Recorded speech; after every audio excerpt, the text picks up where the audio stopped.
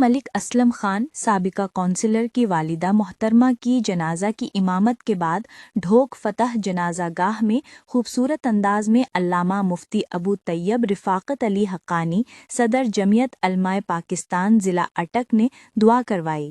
والحبیب الذی ترجمات لکل حول من اللہ والمقتحمی، یا الہ العالمین ہم سب کی حاضریاں اپنی بارگاہ عزیز میں مقبول و منظور فرما۔ یہ عزیز دل کے تیری بارگاہ میں عرض کرتا ہے، یہاں علماء کرام بھی ہیں، مشائخ اعظام بھی ہیں، ہر شعبے سے منسلک حضرات موجود ہیں۔ حاضرین مجلس سے بھی یہ عزیز و واقارب فوت ہو گئے، ملک احمد نواز جنرل سیکرٹری سیرت کمیٹی ماڑی، گزشتہ دنوں ان کی خالہ مرحومہ فوت ہو گئی، وہ بھی جنازے میں موجود ہیں۔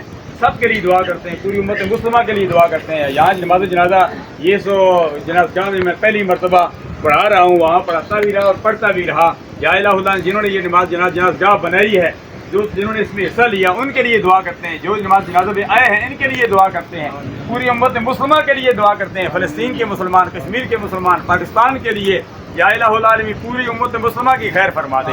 جو دنیا فانی کو چھوڑ کر چلے گئے ان کے لیے وہاں مہربانیاں فرما، جو دنیا میں چر پھر رہے ہیں یا اللہ ان کے لیے یہاں مہربانیاں فرما۔ یا الہ العالمین حاجی ملک اسلم صاحب کی والدہ محترمہ مرحومہ کو جنت میں اعلیٰ مقام عطا فرما، ان کی آنے والی منزلیں آسان فرما، مرحومہ کو جنت میں اعلیٰ مقام عطا فرما۔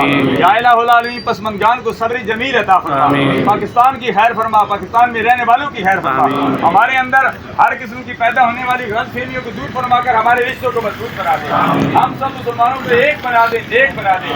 جیسے کہ بات کر رہا تھا، میلاد مصطفیٰ کا مہینہ ہے، آج 23 ربیع الاول شریف ہے، میلاد منایا جاتا ہے اور سیرت مصطفیٰ اپنائی جاتی ہے۔ یا الہ العالمین میلاد مصطفیٰ منانے کے ساتھ ساتھ ہم سب کو سیرت مصطفیٰ اپنانے کی توفیق عطا فرما، بڑوں کا ادب و احترام، چھوٹوں پر شفقت کرنے کی توفیق عطا فرما، ایک دوسرے کے حقوق ادا کرنے کی توفیق عطا فرما۔